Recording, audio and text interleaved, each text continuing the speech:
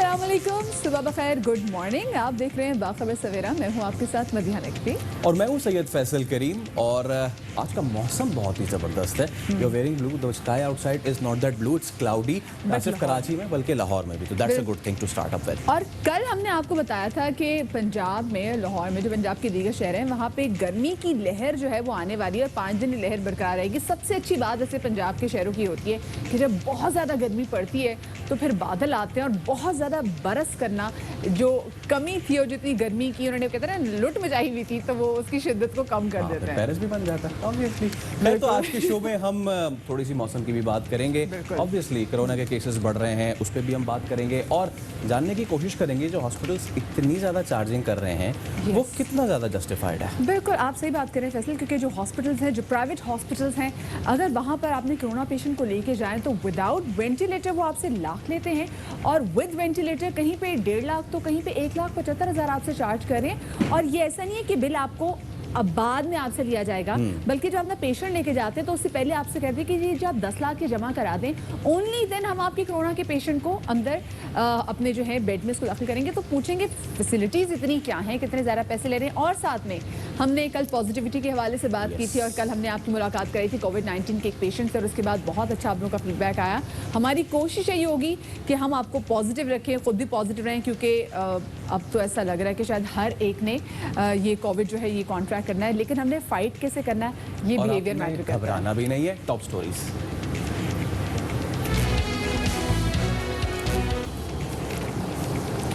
जी, तो अभी आपने जानी कि टॉप स्टोरीज़ क्या हैं और आपको मालूम हो गया कि हम आगे इस वाले घंटे में कौन सी बात करने जा रहे हैं। सबसे पहले अगर हम ज़रा कोरोना के हवाले से बात करें कि पाकिस्तान में कोरोना की इस वक्त करंटली सिचुएशन क्या है, तो मज़ीद 83 अफराद हैं जो कि जाँ बहक हो गए हैं, जिसमें से मजमूई अमवात की तादाद अब पाकिस्तान में 2,255 हो गई है।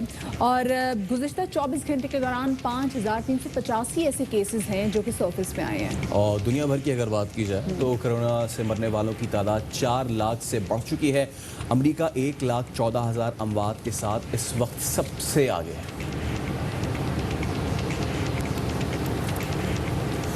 तो जैसा कि हमने आपको बताया कि दुनिया भर में केसेस जो हैं वो 4 लाख हो गए हैं। ऐसे में वर्ल्ड हेल्थ ऑर्गेनाइजेशन उसने पाकिस्तान को कोरोना से ज़्यादा मुतासर मुल्कों की फहरिस्त में शामिल कर लिया है। ये तो होना था। बिल्कुल फैसल, और हुकूमत को लॉकडाउन में सख्ती और टेस्टिंग सलाहियत बढ़ाने की साथ में तजवीज़ भी दी गई है। जितनी ज़्यादा टेस्टिंग की जाएगी, जितना ज़्यादा ख्याल रखा जाएगा, उतनी ज़्यादा सूरत हाल जो है वो कंट्रोल में रहेगी। वर्ल्ड हेल्थ ऑर्गेनाइजेशन ने हुकूमत को कोरोना के फैलाव और रोकथाम पर 6 इकदाम पर मबनी ख़त लिखा है। हुकूमत को कहा गया है कि लॉकडाउन पर मौसर अमल दरामद कराया जाए। कोरोना फैलाव के हवाले से कराची सर फहरिस्त है। कराची के बाद पाकिस्तान के जिस शहर का दूसरा नंबर है वो है लाहौर का। लाहौर को बहुत बड़ा कोरोना का मरकज़ अब करार दे दिया गया है। हुकूमत पे अभी जोर दिया गया है कि तशख़ीसी निज़ाम को बेहतर बनाने के लिए अपनी सलाहियत 50,000 टेस्ट यौमिया पर लाएँ और इदारे की जानिब से लॉकडाउन में नरमी को कोरोना फैलाव का सबसे बड़ा सबब करार दिया गया है। जी, तो कोरोना वायरस ने आलमी वबा की शक्ल अब इख्तियार कर ली है। पाकिस्तान के दुनिया को कोई भी मुल्क जो वैसे महफूज नहीं, लेकिन पाकिस्तान अलबत्ता उन 10 ममालिक में ज़रूर आ गया है जहाँ पर सबसे ज़्यादा जो केसेस हैं वो रिपोर्ट होना शुरू हो गए हैं। पाकिस्तान भी जैसे मैंने बताया इससे महफूज नहीं है, लेकिन मेडिकल के जो सरकारी निज़ाम में जो है उसको हम देख रहे हैं कि उसकी सकत जहाँ पर कम होती जा रही है, दिन ब दिन उनकी कैपेसिटी कम होती जा रही है। आप किसी भी सरकारी अस्पताल में चले जाएँ, वहाँ पर कोविड-19 के पेशेंट के लिए बेड नहीं है। तो जो इस सूरत हाल का फ़ायदा उठाते हुए हमने देखा फैसल, जो हमारे प्राइवेट हॉस्पिटल्स हैं वो बहुत फ़ायदा उठा रहे हैं। एब्सोल्युटली, निजी शोबे ने अपना जो कारोबार है, अगर हम इसको राइट रिपोर्ट करें तो वो चमकाना जो है अब शुरू कर दिया है। वालिया निशान है। और मुझे आपको याद होगा जब ये चीज़ शुरू हुई थी तो हम जो छोटे ताजिर थे जिन्होंने मास्क महंगा कर दिया था, सैनिटाइजर्स गायब हो गए थे, तो उस पर बड़ी तनकीद हुई थी। लेकिन अब जो निजी हॉस्पिटल हैं बड़े बड़े, क्या उनकी कॉस्ट जस्टिफिकेशन है जितना वो चार्ज कर रहे हैं, इज़ दैट जस्टिफाइड? और या फिर यहाँ पे भी वही निज़ाम है कि अगर जिसके पास है वो हॉस्पिटल में जा सकता है और जिसके पास नहीं है वो फिर सरकारी अस्पताल के धक्के खाए? बिल्कुल, मतलब क्योंकि अभी तक इसका इलाज नहीं आया हुआ, लेकिन वो तमाम तर चीज़ें जो मुमकिन तौर पर कहीं ना कहीं, जैसे डॉक्टर ने बोल दिया कि इस दवाई से एक खून पतला कर सकते हैं आप, ये ऐसी जड़ी बूटी है, इसको खा के इस्तिफादा हासिल कर सकते हैं आप, तो वो तमाम तर चीज़ें अगर आप मार्केट में ढूंढने के लिए जाएं, सना मक्की के कोई खास फवायद, क्योंकि वो कॉन्स्टिपेशन से उसका ज़रा ताल्लुक है, वो मार्केट से बिल्कुल गायब हो गई है। मास्क सबसे पहले मार्केट से गायब हो चुके थे। वो मास्क का डब्बा जो कभी आपको इसी ज़माने में मतलब 500 से नीचे नहीं मिल जाता था, अब वो मास्क का डब्बा आपको 2000 का मिल रहा होता है। सैनिटाइजर्स की अगर हम बात करें, सैनिटाइजर्स आपके सामने है। सैनिटाइजर्स कितने महंगे हो गए, सैनिटाइजर्स मार्केट से गायब हो गए। और उसके बाद फिर बहुत सारे बड़े सुपर स्टोर्स पे जब छापा मारा तो पता चला कि उन्होंने वहां पे इसको स्टोर किया हुआ था। पेट्रोल वाली सूरत हाल होगी यहाँ पे। सैनिटाइजिंग लिक्विड तो बिल्कुल भी नहीं थे, जैसा कि आप कह रही थी कि अभी आया नहीं है कोई वैक्सीन, तो ये हाल है। अगर आ गई तो फिर क्या सिचुएशन होगी? एक्टरमा की हम आगे जाके बात करने वाले हैं। वो 50,000 का इंजेक्शन है, कहते हैं कि जो इससे बड़ा फायदा हो रहा है उन तमाम तो लोगों को जो कि कोविड-19 पॉजिटिव हैं। वो इंजेक्शन जो है वो लाख 1.5 लाख है। खैर आगे जाके शो में उस हवाले से बात भी करेंगे, खैर इसी हवाले से बात करेंगे। और हमें ज्वाइन किया है सूबाई वजीर इम्तियाज शेख ने, उनसे जानेंगे कि जो निजी अस्पतालों ने अपने एकदम से इतने पैसे बढ़ा दिए, इसकी रीज़न क्या है। इम्तियाज साहब बहुत शुक्रिया कि आपने बाखबर सवेरा को वक्त दिया। ये बताइए कि पाकिस्तान में कोरोना वायरस के मरीजों की तादाद में दिन ब दिन इजाफा होता जा रहा है। जो गवर्नमेंट के अस्पताल हैं उनमें अब कैपेसिटी नहीं है। दूसरी जानब जो निजी अस्पताल है जहां पर कैपेसिटी है, उन्होंने फीसें इतनी बढ़ा दी है कि वहां पर लोगों के लिए पॉसिबल ही नहीं है कि वो इलाज करवा सकें। ये इतने लंबे चौड़े बिल किस चीज़ के बना रहे हैं? ये मतलब ये इशूज अभी ताज़ा पैदा हुए हैं। पहले प्राइवेट अस्पताल जो है वो कोरोना के मरीजों को नहीं मतलब एक्सेप्ट कर रहे थे। फिर गवर्नमेंट ने प्रोग्राम बनाया कि मतलब क्योंकि गवर्नमेंट हॉस्पिटलों में जगह कम पड़ती जा रही थी, तो इनके साथ एग्रीमेंट करके ताकि अपने गवर्नमेंट पेशेंट को रेफर करें पेशेंट्स को जो कि कोरोना से मुतासिर हो। लेकिन फिर अचानक ही उन्होंने खुद भी शुरू कर दिया ये उनको एक्सेप्ट करना, और अपने अपने हॉस्पिटल्स में जगह जो है उन्होंने उसके लिए उन्होंने फिक्स कर दी। अब ये फिर शिकायत अभी आई है कि बहुत ज़्यादा पैसों की चार्जिंग हो रही है, और ये काम बेसिकली हेल्थ केयर कमीशन का है, जो कि उनको मतलब प्राइसिंग और उनकी क्वालिटी और स्टाफ की जो सिक्योरिटी और बाकी चीज़ें देखने के लिए है।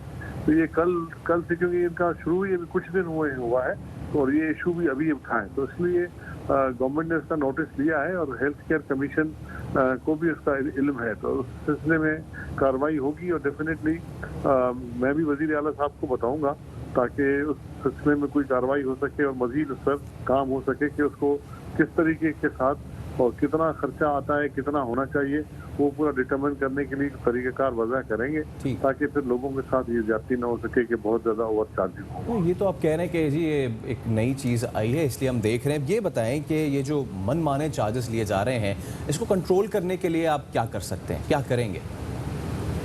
बिल्कुल आपकी बात सही है कि बहुत ज़्यादा ओवर चार्जिंग हो रही है, लेकिन है प्राइवेट हॉस्पिटल्स और अभी तक कोई इस पर ज़्यादा कोई काम नहीं हो सका। लेकिन जैसे ही अब नोटिस में आई है गवर्नमेंट पे, इस पे काम होगा और जो हेल्थ केयर कमीशन है उसको कहा जाएगा और उनकी कमेटीज़ होती हैं जो कि मुख्तलिफ चीज़ों की तयन करती हैं। तो अब ये उनकी प्राइसिंग का उनको तयन किया जाएगा कि कितना खर्चा आना चाहिए, कितना खर्चा वो ले रहे हैं। और वैसे तो असूली तौर पर तो प्राइवेट अस्पतालों के मालिकान को भी चाहिए कि वो भी ज़रा इन हालात में देखते हुए कुछ कीमतें खुद भी कम करें। लेकिन बड़े अफसोस से कहना पड़ता है कि यहाँ जब भी इस तरह का मौका आता है तो दुकानदार चीज़ों की कीमतें बढ़ा देते हैं, अस्पताल वाले अस्पताल में अपने चार्जेस बढ़ा देते हैं, जो कि बहुत ही अफसोसनाक है।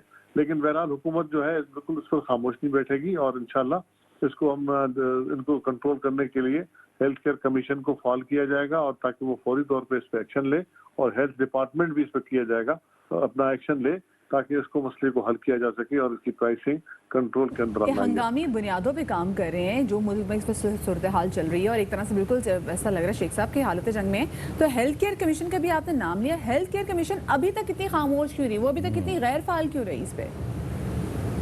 जी हाँ, बिल्कुल इसी के जरिए ही रेगुलेट किया जाएगा। और क्योंकि ये जो हेल्थ केयर है कमीशन, इसके बहुत मल्टीफेरियस इसके मतलब काम हैं जो कि वो कर सकते हैं, इनके फ़राइज़ हैं जो कि उनको करने हैं। ये रिसेंट है, मतलब कुछ अर्से से इसको हुआ, लेकिन अभी ये फॉल होता जा रहा है और इंशाल्लाह हमें उम्मीद है इसको करेंगे। इनकी कमेटीज़ होती हैं जो मुख्तलिफ टेक्निकल कमेटीज़ बनती हैं, उसमें मुख्तलिफ एक्सपर्ट्स होते हैं जो कि मुख्तलिफ चीज़ों को डिटरमिन करते हैं कि उसका क्या होना चाहिए, किस तरह होना चाहिए। इसमें डॉक्टर और मेडिकल स्टाफ की सिक्योरिटी हो गई, इसमें अस्पताल के और इंतजाम हो गए, सफाई का इंतजाम हो गया, और डॉक्टर्स की पोजीशन वहाँ क्या है, हॉस्पिटल्स की सूरत हाल कैसी है, इलाज सही होने, मुख्तलिफ किस्म की उनकी ड्यूटीज़ हैं और फंक्शंस हैं जो कि इस हेल्थ केयर कमीशन ने करने हैं और उनको रेगुलेट किस तरह किया जा सकता है। तो ये एक चीज़ अभी रिसेंटली आई है जहन अपना नोटिस में गवर्नमेंट के, और इंशाल्लाह हेल्थ डिपार्टमेंट और हेल्थ केयर कमीशन इस पर फौरी तौर पर एक्शन लेंगे, और वजीर आला साहब को भी हम इसको बाज़ाब्ता तौर पे उनको आगाह भी करेंगे ताकि वो भी इसकी मीटिंग्स बुला के इनको मतलब हिदायत दें और इन चीज़ों को मतलब फौरी तौर पे कंट्रोल में लाया बहुत जाए। शुक्रिया जी इम्तियाज शेख आपका। तो इम्तियाज़ तो खूबी मौक़िफ़ दे रहे थे। अब ज़रा नुसरत सर अब्बासी साहबा हमारे साथ मौजूद है फंक्शन लीग से, उनसे बात कर लेते हैं। अस्सलाम वालेकुम नुसरत साहबा, आप बहुत अहम इशूज़ पे सिंध असम्बली में बुलंद बांग आवाज़ उठाती रहती हैं। ये एक बहुत बड़ा अब मसला बनता जा रहा है, 1 लाख से 1.5 लाख का पैकेज, उसके ऊपर वाले भी पैकेजेस। तो ये बताइए कि अभी इम्तियाज़ साहब से बात हो रही थी, उन्होंने एग्रीमेंट का जिक्र किया जो सिंध हुकूमत ने किया था इन प्राइवेट हॉस्पिटल से, ये एग्रीमेंट हुआ था? देखिए फैसल, मैं भी सुन रही थी, हालांकि ये जो स्पोक्समैन बनकर गवर्नमेंट के आए, इनका हेल्थ से कोई ताल्लुक ही नहीं है। हेल्थ की तरफ से इनकी कोई एक्सपर्टीज नहीं है। जो जवाब देना है, जिस मिनिस्टर का ये कंसर्न है, वो मिनिस्टर कहीं हाथ आती नहीं है। आप बात करेंगे इनसे क्योंकि ये जिम्मेदार हैं, इनसे इनको ये सारी चीजें बतानी है कि जो सवालात आज आपने उठाए हैं, इन सवालात के जवाबात हमें चाहिए। हेल्थ केयर कमीशन इतने अरसे से गैर फाल था, क्यों रहा? और इस वक्त इतने बड़े बड़े बिल्स आ रहे हैं, 8-8 हजार, एक घर के 5 अफराद अगर टेस्ट कराएं तो वो 5 अफराद कहाँ जाएं? मुझे बताएं, 40-45 हजार का वो टेस्ट कराएं। रेगुलेटरी जो अथॉरिटीज होती हैं आपकी, इतने सालों में वो इस तरह उनका ये जो हालत रही, आप अभी लाजमी है वबाएं या डिजास्टर तो किसी वक्त भी आ सकते हैं। अगर इस चीजों के लिए आप पहले ही तैयार नहीं थे, ना ही थे, सबको पता है कि आप तैयार नहीं थे। सही। हेलो। अच्छा, तो उसके बाद फिर आप इस वक्त कह रहे हैं कि अच्छा ये जो इम्तियाज शेख साहब हैं, ये अभी नहीं 2 दिन से इनके स्टेटमेंट्स चल रहे हैं। मैं सीएम को बताऊंगा, सीएम जरूर इसका नोटिस लेंगे कि ये क्यों इस तरह हो रहा है। अवाम मर गई, दरबदर हो गई, लाखों रुपए उनके खर्च हो रहे हैं, वो बेचारे वेंटिलेटर के लिए दरबदर है, वो ऑक्सीजन सिलेंडर के लिए दरबदर है कि जो घर में उनका मरीज है, हम मार्केट से सिलेंडर ले, वो 5-5 हजार के मिल रहे हैं। मुझे पता रिट कहाँ है, गवर्नमेंट कहाँ है? मैं नुसरत साहिबा आपको भी बता भी दूं कि अब तो 5,000 का कोई सिलेंडर भी नहीं मिल रहा। अब ये जो सिलेंडर हैं जो कि 5-7 हजार में। अच्छा नुसरत साहब हमारे साथ मौजूद रहेगा क्योंकि हमें भी ज्वाइन करिए पाकिस्तान तहरीक इंसाफ की रुकन सिंध असेंबली सीमा ज़िया साहिबा। सीमा साहिबा, अभी आपने नुसरत साहिबा को भी सुना, वो बात कर रही थी हेल्थ केयर कमीशन के हवाले से हम बात कर रहे हैं, लेकिन हेल्थ केयर कमीशन अभी कहीं भी हमें फाल नज़र नहीं आया, एक्टिवली काम करते हुए नज़र नहीं आया, क्योंकि पाकिस्तान में आज नहीं आया। फरवरी से पाकिस्तान में केसेस रिपोर्ट होना शुरू हुए, आज आप देखें हम जून में एंटर हो गए हुए, हालात ख़राब होते जा रहे हैं, जिसका फ़ायदा ये प्राइवेट हॉस्पिटल्स भी उठा रहे हैं अब तो। शुक्रिया मुझे इस लाइन पे लेने का। मैं थोड़ा सा एक वजाहत करना चाहूँगी कि मैं डॉक्टर भी हूँ, डॉक्टर सीमा ज़िया, और मैं प्रैक्टिसिंग डॉक्टर हूँ, और इसीलिए मैं तमाम चीज़ों पे थोड़ी सी नज़र मेरी एक प्रोफेशनल हेल्थ में होते रहती है। देखिए, हेल्थ केयर कमीशन का तो एक अच्छे से बहुत बुरा हाल हुआ है। कोई मेरा ख्याल में आज से 7-8 महीने पहले इससे मैंने को सवाल भी किया था। जो हेल्थ केयर कमीशन की जो चेयरपर्सन इन्होंने अपॉइंट की है अजरा पेशियो साहिबा ने, ये इनकी दोस्त है, प्रोफेशन से नहीं है। और अगर आपको याद हो, वो अमल केस जो बच्ची का हुआ था, उन्होंने जाके कोर्ट में उसको बहुत बड़ी तरह रिप्रेजेंट किया था। उनके पास वो मेडिकल फैक्ट्स ही नहीं थे, वो बच्ची का केस जो है वो वैसे ही हो गया।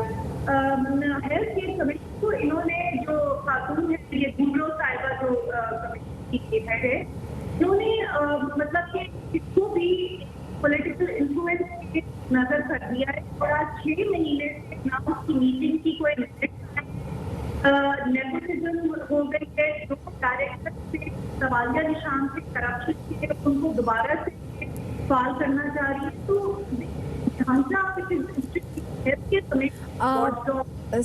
सीमा साहब, अभी आपकी आवाज़ के साथ थोड़े इश्यूज आ रहे हैं, तो हम आप पे हम आप पे दोबारा आते हैं। मीनवाल हम दोबारा से नुसरत साहिबा के पास जाएंगे। नुसरत साहिबा, ये बताइए, ये हेल्थ केयर कमीशन को आज तो कायम नहीं किया गया, इसकी तो जिम्मेदारी होनी चाहिए कि जो वाक़यात हो रही हैं, हेल्थ केयर कमीशन को तो मुसलसल जो है मुतहरिक रहना चाहिए। हम क्यों देख रहे हैं कि मुल्क में इतनी बड़ी वबा आ गई है, इतनी बड़ी तादाद में लोग मरने लग गए हैं, कराची तो एक तरह से एपिसेंटर बन गया, सबसे ज़्यादा केसेस ही कराची में रिपोर्ट हो रहे हैं, लेकिन सिंध का हेल्थ केयर कमीशन बिल्कुल खामोश है।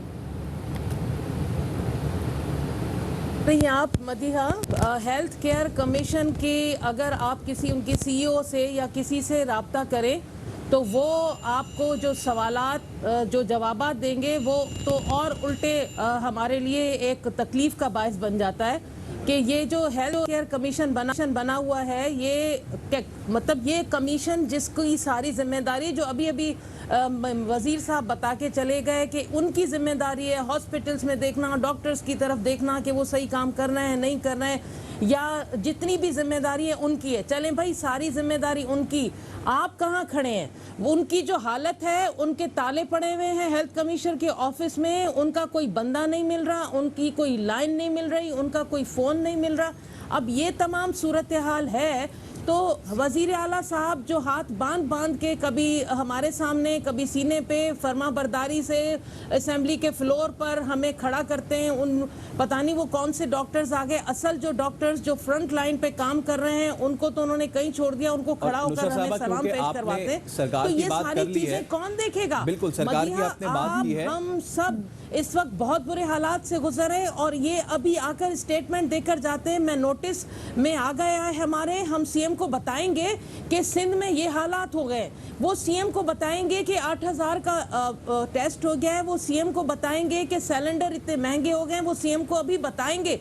तब तक आधी से ज्यादा आवाम जाए भाड़ में मर जाए, उनके साथ कोई भी सुलूक हो, इनको अभी तक ये है कि हम सीएम को बताएंगे। सीएम खुद पता नहीं कहाँ सो रहे हैं, उनको भी हम ढूंढ रहे हैं। अच्छा, ऑब्वियसली हॉस्पिटल्स पे प्रेशर बहुत है, ये तो एक जानी मानी बात है। हमारा जो पैरामेडिक स्टाफ है, डॉक्टर्स है, already now they are losing lives भी। लेकिन इस तमाम तर सूरत हाल पे अब हम जरा ये सरकारी सेक्टर पे अगर फोकस कर लें, जो सरकारी अस्पताल हैं, आपकी इतलात के मुताबिक कितनी कैपेसिटी इनकी रह गई है ट्रीट करने की, क्योंकि हर कोई प्राइवेट में नहीं जा सकता?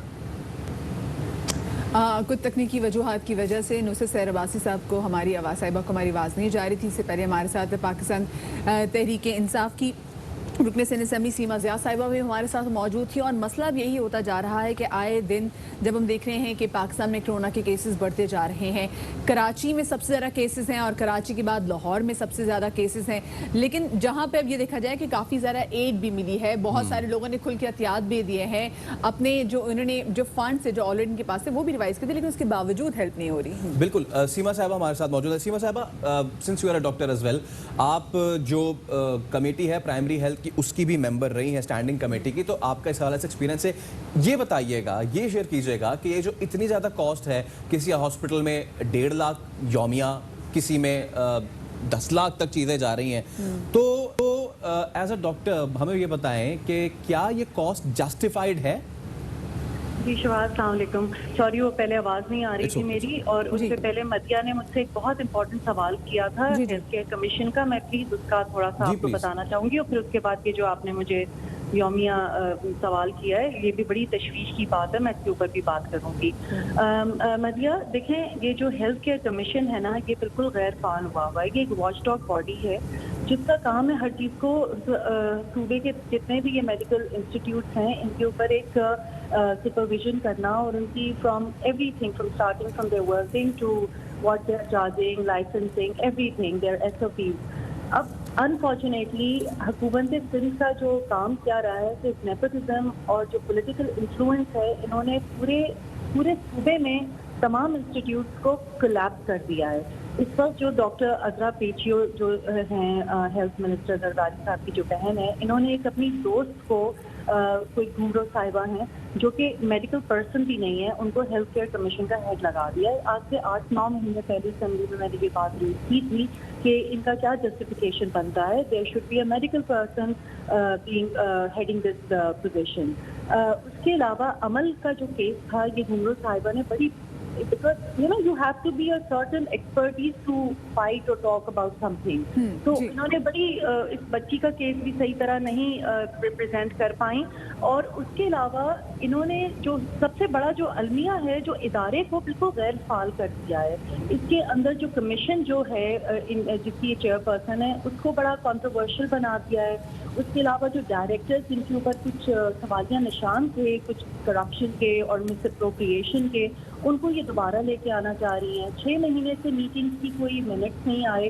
तो एक इदारा जो है ना, जो एक ऑटोनमस बॉडी है, इंडिपेंडेंट होना चाहिए, उसको उन्होंने बिल्कुल नॉन फंक्शनल कर दिया है। अगर वो इदारा जाके कहीं किसी जगह चेक करता है या पता करता है, जैसे पटेल हॉस्पिटल में केस हुआ था कि वहाँ पे उन्होंने एक्सपायर्ड कुछ थे स्टंट्स वगैरह, तो वहाँ पे फिर वो डॉक्टर्स अपना असर और रसूख लगा के सीएम हाउस के थ्रू वो मतलब कि उन्होंने खुलवा लिया। तो और बल्कि वो जो वहाँ की जो सीओ है उन्हीं के ऊपर उल्टा केस बन गया। तो अगर आप इस तरह की इन्फ्लुएंस के साथ और हरास करेंगे लोगों को इंस्टीट्यूट के, तो वो कैसे काम करेंगे ना। एक तो क्वेश्चन ये हो गया कि Sindh health care commission is not functioning, it's not available, you do not, आप कहीं नहीं देख रहे role of Sindh health care commission, आप कहीं नहीं देख रहे to regularise, to monitor an institute. Now let's come on the private hospital. Shifat, ये तो इतनी मतलब कि 3-4 ये दिनों से तो मुझे इतनी तकलीफ हुई है, क्योंकि मुझे जब कॉल्स आ रही हैं लोगों की कि बेड्स अरेंज कर दें, हाई डिपेंडेंसी यूनिट में बेड अरेंज कर दें, ऑक्सीजन पोर्ट पे कर दें। यहाँ से जो निजी अस्पताल हैं वो आपने जैसे बताया, एक निजी अस्पताल जो यहाँ बहुत मशहूर है, मैंने कल ही रात बात हुई है, मेरे कॉलीग की मदर हैं, सिर्फ ऑक्सीजन पोर्ट और जो आईसीयू टाइप का जो यूनिट है उसका वो 1.5 लाख दिन का ले रहे हैं। जी, और बिल्कुल। अगर खुदा ना खास्ता वो मरीज अगर वेंटिलेटर पे चला जाता है तो 1,80,000 है। आप मुझे बताइए, ये जो निजी अस्पताल हैं, ये जो जमीनें लेते हैं हुकूमत से, कौड़ियों के मोल लेते हैं, एमिनिटी प्लॉट को कन्वर्ट कर दिया जाता है हॉस्पिटल्स के लिए, इनको टैक्स की एग्जेम्पशन होती है, इनकी मशीनरी जो है बिल्कुल सब्सिडाइज और डिस्काउंटेड प्राइसेस पे आती है। इस वक्त मुल्क एक हंगामी सूरत हाल पे खड़ा है। आपके ख्याल में ये टाइम है प्रॉफिट करने लेने का, या ये टाइम है स्टेट के साथ और आवाम के साथ खड़े होने का? बिल्कुल बिल्कुल, आपने बात बिल्कुल सही। जी जी। दूसरा, कल मैंने थोड़ा सा इस पे वर्किंग की, 2 दिन से मैं इस पे वर्किंग कर रही हूँ। मैंने एक गवर्नमेंट हॉस्पिटल के रेट पता किए कि अगर एक गवर्नमेंट हॉस्पिटल में अगर एक पेशेंट आईसीयू में जाता है और वेंटिलेटर पे जाता है तो क्या रेट्स होने चाहिए। तो आईसीयू, और फिर मैंने एक सिलाई इदारा हॉस्पिटल है जिसके एक नॉन प्रॉफिट के हिसाब से चलता है, उनसे, उनकी मैनेजमेंट से बात करके मैंने पता किया कि आप मुझे बताइए पर डे क्या कॉस्ट होनी चाहिए। तो अकॉर्डिंग टू देम, अगर आप हाई डिपेंडेंसी यूनिट में आ रहे हैं और आप वेंटिलेटर पे नहीं हैं तो 30 से 40 हज़ार, और अगर आप आईसीयू पे चले जाते हैं, वेंटिलेटर पे चले जाते हैं तो 60 से 80, मैक्सिमम 80 हज़ार। या फलाही इदारे का बता रही हैं, जो फलाही देखिए, हॉस्पिटल है? फलाई हॉस्पिटल, और मैं ये आपको एक एवरेज बता रही हूँ। मैंने एक गवर्नमेंट हॉस्पिटल की मैनेजमेंट से बात की है, और एक मैं नाम नहीं लूंगी हॉस्पिटल का, और एक फलाई हॉस्पिटल है जो कि नॉन प्रॉफिट के ऊपर चलता है। जी जी। तो उन्होंने मुझे कहा है कि maximum with ventilator everything it should be 80,000, जहाँ पे यहाँ पे ये 1,60,000, 1,80,000 ले रहे हैं। सही। और सीमा जी, सबसे अफसोसनाक बात है कि यहाँ पर जो पहले ही मरीजों से इतना पैसे ले लिया जाता है, और अगर आप इतने पैसे एडवांस में 10 दिनों की 8 फीस जमा ना कराएं तो आपके जो मरीज है उसको एडमिट ही नहीं किया जा रहा। मैं नुसरत साहिबा, मुझे जी बताएं कौन, चाहे मेरे ख्याल में 0.1 और 2% लोग होंगे इस शहर के जो कि 1,80,000 एक दिन का दे सकते हैं, और शायद सब कुछ बेच बाच के अपने प्यारों के एब्सोल्युटली। लिए और सीमा साहिबा जो बात भी कर रही हैं कि अगर फलाई इदारों में 40,000 और गवर्नमेंट में एज एन एवरेज 80,000 है, डिपेंड ये करता है कि उसमें जगह कितनी बची है। तो नुसरत साहिबा, आप बताएं, आपने कोई इस हवाले से रिसर्च की है, कोई आपको इल्म है कि जो सरकारी अस्पताल रह गए हैं? जी जी प्लीज। मुझे एक सेकंड दिएगा। देखिए, एक कमेटी बनी थी जिसमें डॉक्टर्स ने, जो प्राइवेट हॉस्पिटल के डॉक्टर्स हैं, उन्होंने ऑफर किया था कि गवर्नमेंट हमें अगर थोड़ा सब्सिडाइज कर दे, हमारे साथ खड़ी हो जाए, तो हम इन रेट को कम कर सकते हैं। मेरा आज सवाल है सिंध हुकूमत से, और मैं ये वफाक से भी करूंगी, ये टाइम है कि आप इन जो प्राइवेट हॉस्पिटल्स हैं, एक तो इनके रेट स्टैंडर्डाइज करें, एक स्टैंडर्डाइज करें, और फिर अगर आप उसको फर्दर सब्सिडाइज कर सकते हैं ताकि आवाम को कुछ रिलीफ मिले। बिल्कुल स्टैंडर्डाइज करने की जरूरत है। मैं नुसरत आपा के पास जाऊंगी। नुसरत आपा, आप बताइए, एक ऐसी बीमारी जिसकी अभी तक कोई वैक्सीन नहीं आई, उस बीमारी के लिए जब कोई प्राइवेट अस्पताल वाले आपको 1 लाख, 1.25 लाख में विदाउट वेंटिलेटर जो है वो एडमिट कर रहे हैं, और फिर 1 लाख, जैसे भी सीमा साहब ने बोला, 1,85,000 में, ये जस्टिफाइड तो कहीं से भी नहीं है। समझ ही नहीं आ रहा है इतना पैसा जा कहाँ रहा है। मदीहा, देखिए यही चीज़ें हैं जिस पर हुकूमत की नज़र होनी चाहिए। और ये इस वक्त जिस हालात से हम गुजर रहे हैं, इसमें तो जो आपको और हमें सबको एकदम से हुकूमती मशीनरी काम करती हुई नज़र आए और एक्टिव नज़र आए, हेल्थ मिनिस्टर नज़र आए, हमें सीएम नज़र आए, लेकिन कहाँ नज़र आए? मैं और आप बैठे यहाँ दुहाइयाँ दे रहे हैं, सवालात कर रहे हैं कि 1 से 1.5 लाख हमारे सारा दिन फोन बजते रहते हैं। मैडम ये हो गया, आदि ये हो गया, फला हॉस्पिटल में इतना मांग रहे हैं, खुदा का वास्ता फोन कर दें, आपके फोन से शायद कुछ कमी हो जाए। अच्छा वो जो मांग रहे हैं, अच्छा वैक्सीन इसकी है नहीं, इलाज इसका है नहीं, आप इतना पैसा ले रहे हैं, 2 वक्त का खाना भी दे रहे हैं, वो भी इस तरह का खाना कि वो लोग चीख रहे हैं कि जो हमारी हालात है। यानी हुकूमत कहाँ है? मैं वो पूछ रही हूँ ना, हम सब ये पूछ रहे हैं जो हमने असेंबली में भी कहा था कि खुदारा कोई नजर तो आए जो सवालात का जवाब दे। 12 साल आप रूल करते रहे इस हुकूमत पर। ये हम कराची के हालात बता रहे हैं, कराची की हॉस्पिटल्स की, जो इतना 5वां तरक्की याफ्ता मुल्क है, उसकी ये कंडीशन है। तो आगे अगर मैं जाऊं, मैं खैरपुर में जाऊं जो इतना डेथ रेट बढ़ चुका है, वहां पर डॉक्टर्स की जो हालत है वो तो अपनी जगह, मरीजों की तो उससे बदतर है। तो ये हालात हैं और इस वक्त इनके स्पोक्समैन ऐसे लोग आते हैं जिनको ये भी नहीं पता कि टेम्परेचर कितना होता है इसमें कोरोना में, या फला चीज कितनी होती, वो आकर हुकूमत की तरफ से तर्जुमानी कर रहे हैं। भाई ये हो क्या रहा है इस सूबे पे? और हम सवाल पूछते हैं तो कहते हैं स्टूपिड है आपका सवाल करने का कोई राइट नहीं बनता, आप हम लोगों से सवाल ना करें, सिर्फ सुने, आपको सिर्फ सुनना है। बिल्कुल, ये ये हालात हैं इस सिचुएशन से हम गुजरे। और बिल्कुल सही किया आपने, सीमा ने बिल्कुल ठीक कहा। हम लोग इस वक्त लोगों के उस पर हैं, अवाम के हवाले से कोई कंसर्न हुकूमती नुमाइंदा नहीं नजर आ रहा।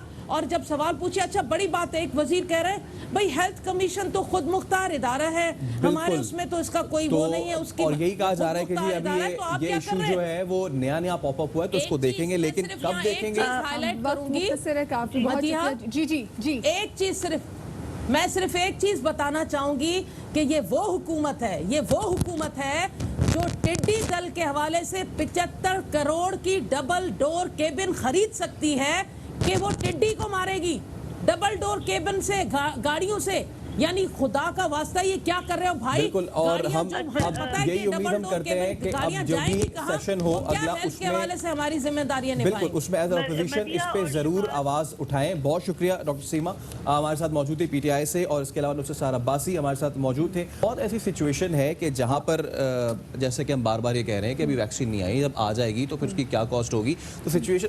और एक और चीज, ये तो हम सिर्फ कराची की बात कर रहे हैं, पूरे सिंध से पूरा मेडिकल प्रेशर कराची पर आता है।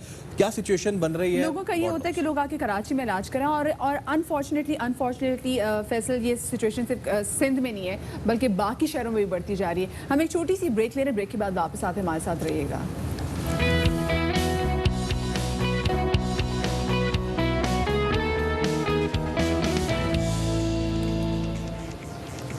वेलकम बैक टू बाखबर सवेरा। हम बात कर रहे हैं कोरोना वायरस की। दुनिया भर का ये मसला है और वैक्सीन जब तक नहीं आ जाती, ऑब्वियसली इसके साथ जीना है, मुकाबले के लिए क़ुव्वत मुदाफ़त को भी बढ़ाना है।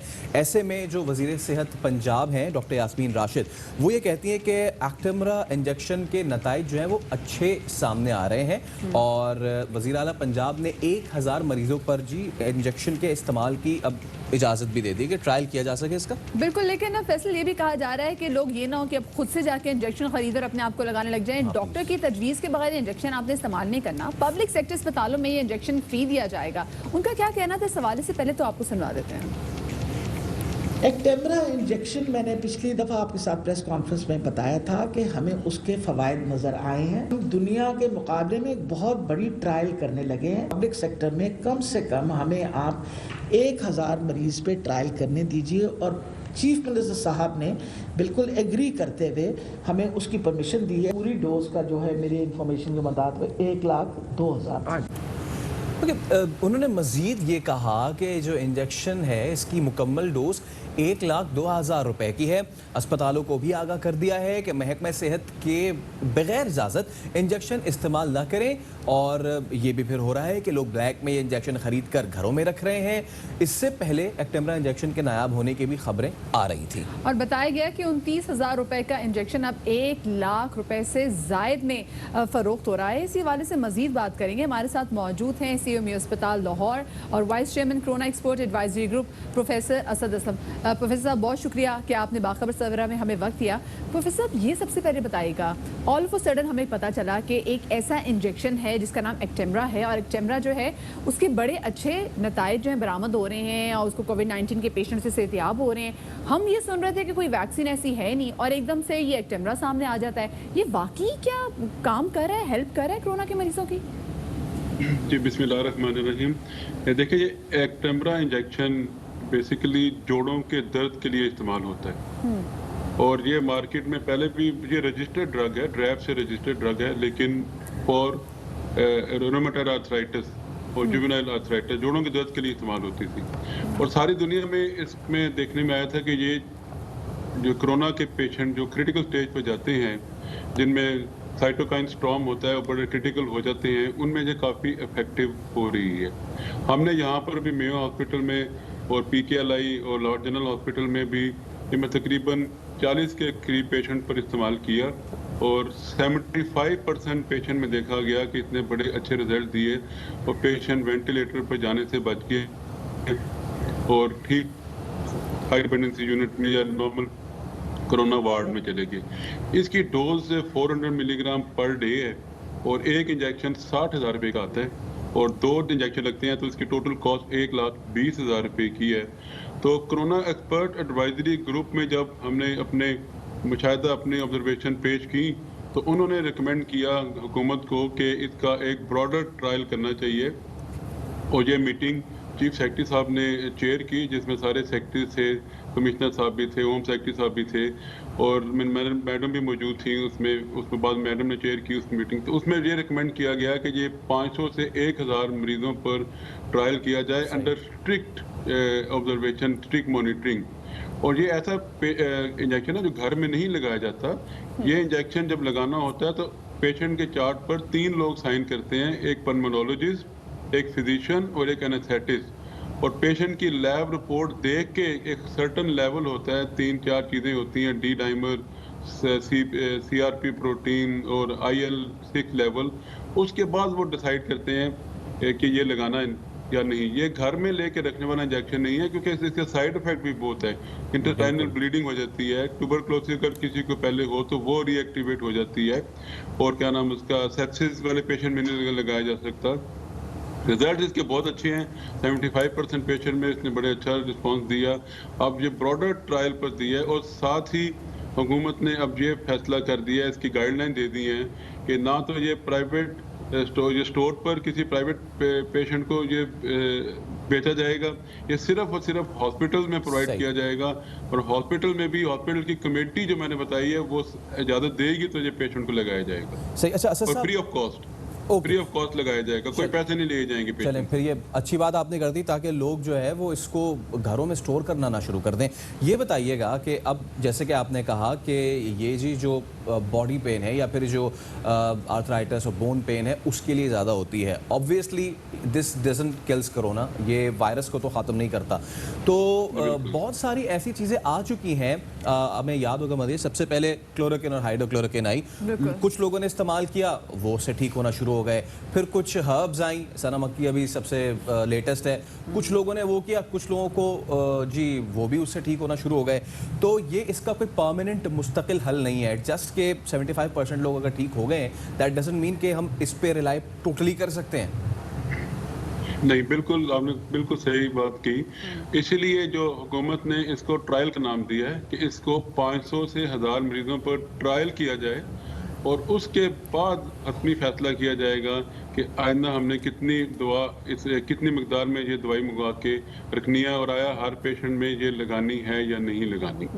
सही, ठीक है। अच्छा, साथ में प्रोफेसर साहब ये भी बताइएगा कि जिस तरीके से आपने बताया कि कौन से पेशेंट्स के लिए बहुत बेहतरीन है और बेसिकली जोड़ों के दर्द के लिए थी, तो वही बात है क्योंकि वो भी कोविड-19 के पेशेंट जिनकी पूरी बॉडी में पेन शुरू हो जाती है। बहुत सारे लोग इस तकलीफ का भी इजहार करते हैं कि जी हमें हमारी रिब्स में पेन है, तो वो फॉर अ सर्टन टाइम वो पीरियड आपको उस टाइम में, क्योंकि अगर 3 दिन आपको पेन है तो आपको बस रिलीफ दे देती है। इस इंजेक्शन को मैंने वैसे जैसे पहले अर्ज किया कि ये बेसिकली इंपोर्ट की गई थी, ज़्यादा दी गई थी जोड़ों के दर्द के लिए। जी। जोड़ों का दर्द बेसिकली सोजिश है। जी। इसी तरह कोरोना में भी सारे पूरे जिस्म में सोजिश हो जाती है। एक ख़ास केमिकल है जिसको इंटरल्यूकिन 6 कहते हैं। वो जब रिलीज होता है तो जिस्म के हर हिस्से को वो सोजिश में मुब्तला कर देता है। तो ये इसका एंटी इन्फ्लेमेटरी इफेक्ट जो है ड्रग का वो इस्तेमाल किया गया है ताकि जिस्म में से सोजिश को खत्म की जाए। ये सिर्फ जिस्म में छोटे सोजिश मोटे को खत्म करने के लिए, बाकी चीज़ों के लिए नहीं, कि जैसे अगर जिनको सांस की प्रॉब्लम हो रही है और ऑक्सीजन की वजह से पे देखा कि दिल पे भी दबाव पड़ता है और दिमाग पे भी दबाव पड़ता है, ये उसके लिए नहीं है, बट ये सिर्फ जोड़ों की सोजिश को कम करने के लिए। बहुत शुक्रिया जी, प्रोफेसर के साथ मौजूद थे। और अब ये बात भी सामने आ गई क्योंकि कल से हमने देखा कि जैसे सोशल मीडिया पे कोई एक ऐसी खबर आ जाए, में भी शायद लोग चाहते कोई अच्छी खबर है, तो लोगों ने कहा कि जी हमारे पास एक अच्छा सोल्यूशन आ गया है और हमारे मुल्क में वैक्सीन दस्तयाब है जिससे कोरोना का इलाज हो रहा है। सो बेसिकली इससे कोरोना का इलाज नहीं हो रहा, लेकिन कोविड-19 के जब पेशेंट्स की जोड़ों में सोजिश होती है तो उसका इसमें हल है। एब्सोल्युटली। मजीद स्टोरीज भी शामिल करेंगे, पहले एक ब्रेक।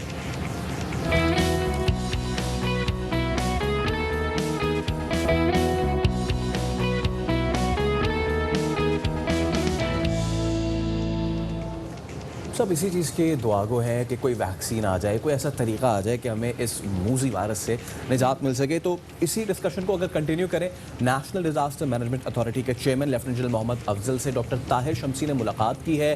प्लाज्मा थेरेपी के जरिए कोरोना मरीजों के इलाज के हवाले से कुछ गुफ्तगू हुई, तबादला ख्याल हुआ। बिल्कुल फैसला, और इस मुलाकात में मुल्क में प्लाज्मा थेरेपी की मौजूदा सहूलियात का जायजा लिया गया और फैसला किया गया है कि प्लाज्मा थेरेपी के जरिए इलाज की सहूलियात को वसी किया जाएगा, एक्सपैंड किया जाएगा। चेयरमैन एनडीएमए ने कहा है कि इस सिलसिले में एनडीएमए ज़रूरी सहूलियात मुहैया करेगा और साथ में उनका ये भी कहना है कि रजाकाराना प्लाज्मा अतिया करने वालों के लिए खुसूसी हेल्पलाइन भी जो है वो अब शुरू की जा रही है। बिल्कुल, और ये भी कि प्लाज्मा अतिया करने वाले अफराद की तमाम मालूमात को सीगा राज में रखा जाएगा, तो इस हवाले से आपको परेशान होने की ज़रूरत नहीं है।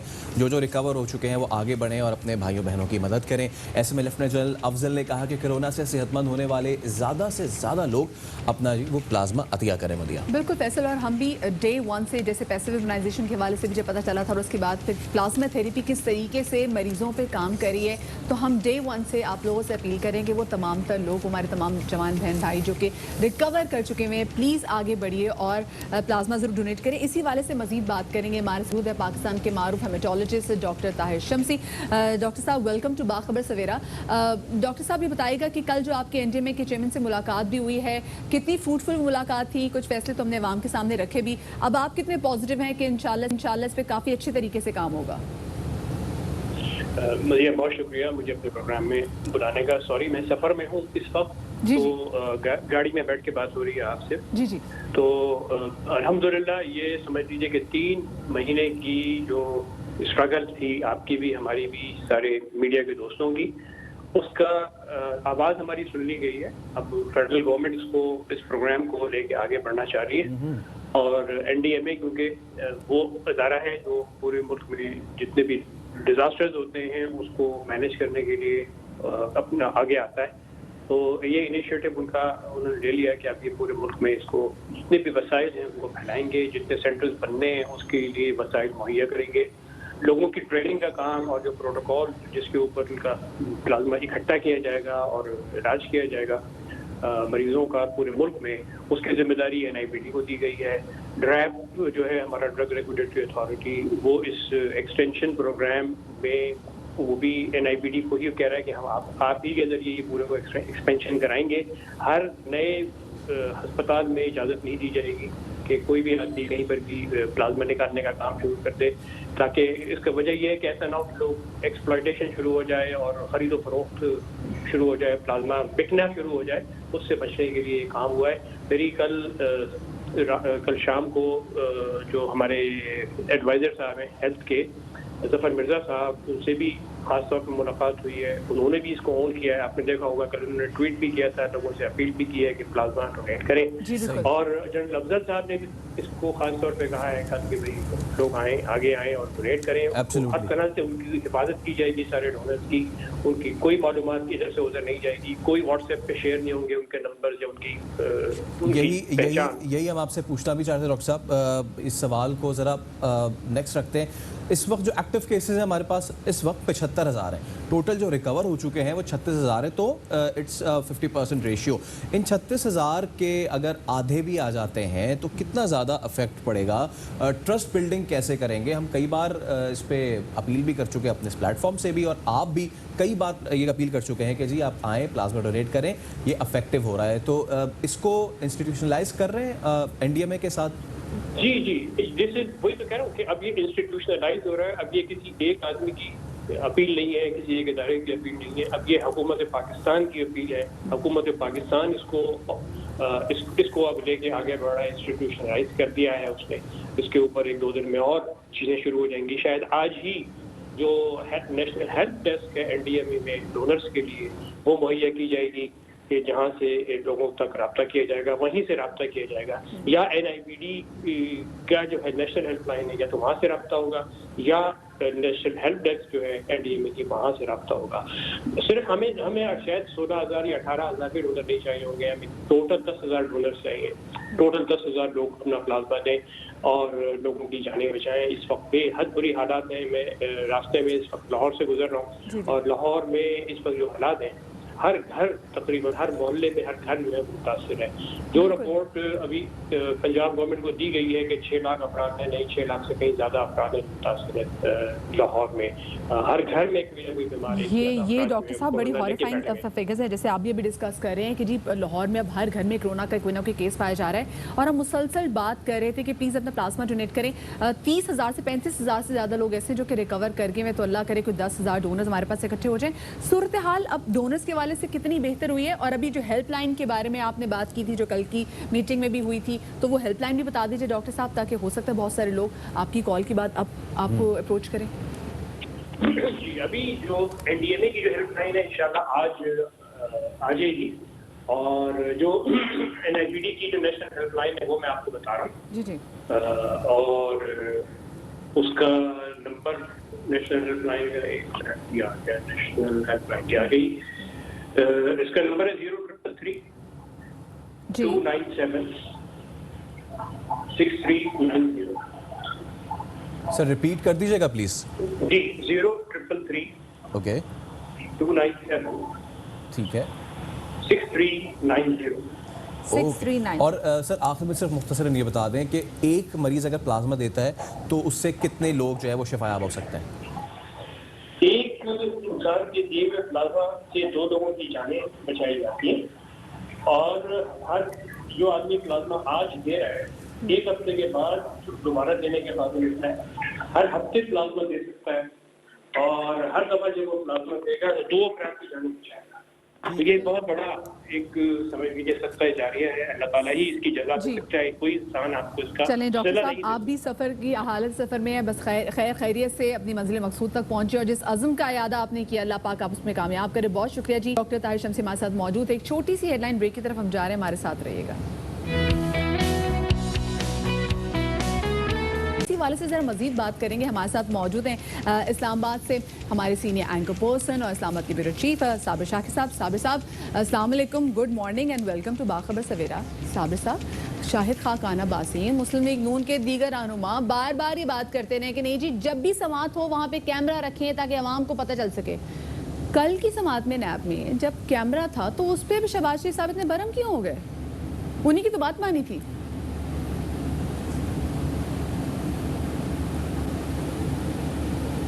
साबिर साहब, आप मेरी आवाज़ सुन पा रहे हैं? जी बिल्कुल, मैं सुन रहा हूँ। अच्छा साबिर साहब, ये बताइएगा, इन्हीं की ख्वाहिश थी कि जितनी भी समात होती हैं उनमें कैमरा ज़रूर हो ताकि लोग जान सके कि इनके साथ क्या ज़्यादती हो रही है। अब कल कैमरा रख दिया गया तो फिर शहबाज शरीफ साहब को गुस्सा आ गया। मतलब इन्हीं की तो बात मानी गई थी, पर गुस्सा किस चीज़ का?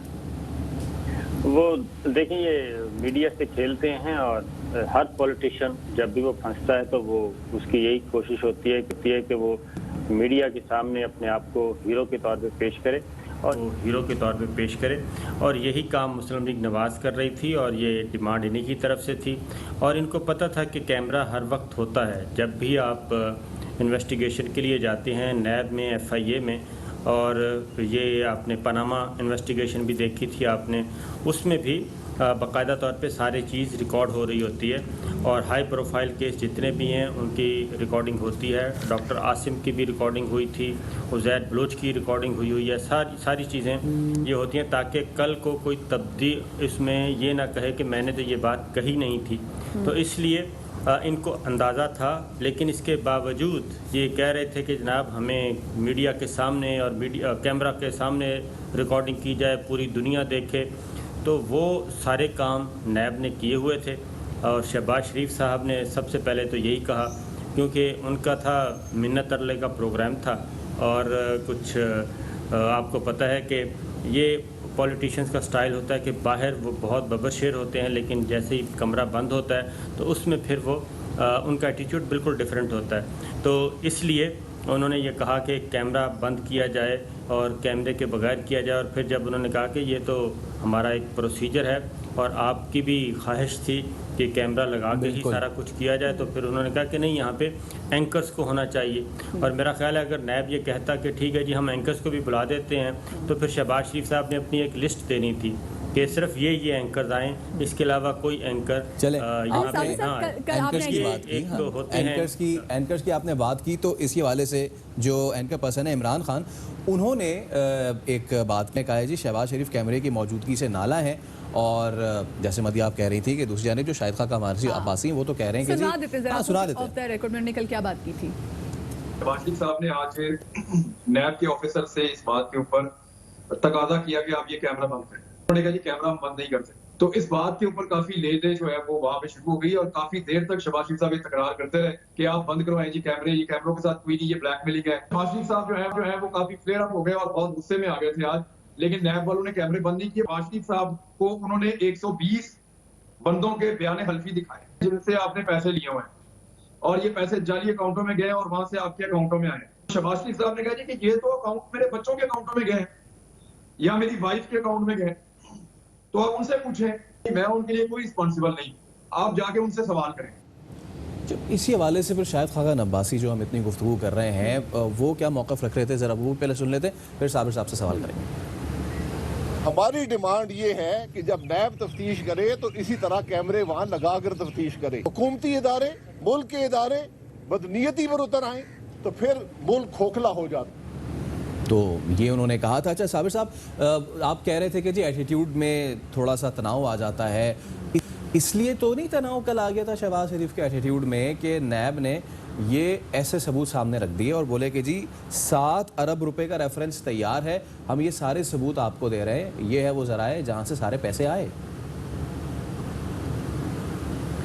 इससे भी ज़्यादा सबूत उनको दिखाए गए। उसकी वजह यह है कि ये जो टीटीज़ आई थी उनमें से कुछ पैसे शहबाज शरीफ साहब की अहलिया नुसरत शहबाज के अकाउंट में आए थे, उनकी टीटी वहाँ से शहबाज शरीफ साहब ने वसूल किए। शहबाज शरीफ साहब ने वो पैसे वसूल करके अपनी दूसरी अहलिया तहमीना दुरानी को डिफेंस में घर लेके दिया। और इसके अलावा इन्हीं टीटीज़ के पैसों से कुछ लैंड क्रूज़र भी ख़रीदी गई जो इन्हीं के जो दूसरी और तीसरी अहलियाँ हैं उनके ज़ेर इस्तेमाल हैं। तो ये सारे सबूत मौजूद हैं, रिकॉर्ड हमेशा होता है।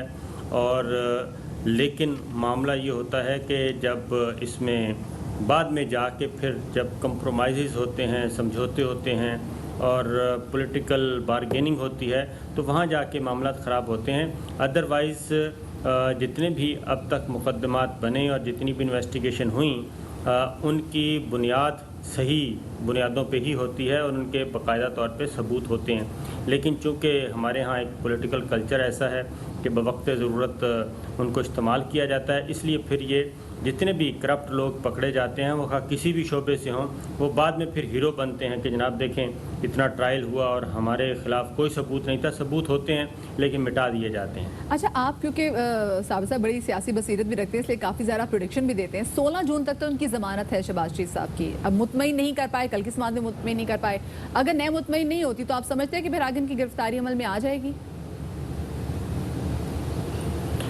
देखिए, मुझे नहीं लगता कि अब उनको गिरफ्तार किया जाएगा। अच्छा। और अब रेफरेंस फाइल किया जाएगा और रेफरेंस फाइल करने के बाद ये मामला छोड़ दिया जाएगा एहतसाब अदालत पे। उसकी रीज़न ये है कि ये गिरफ्तार उन्होंने उसी दिन होना था। ये नैब के इंतहाई सीनियर ऑफिसर्स के दरमियान ये बात थी कि शहबाज शरीफ साहब अगर आज ना आए तो उनको गिरफ़्तार कर लिया जाएगा, उनके वारंट्स थे।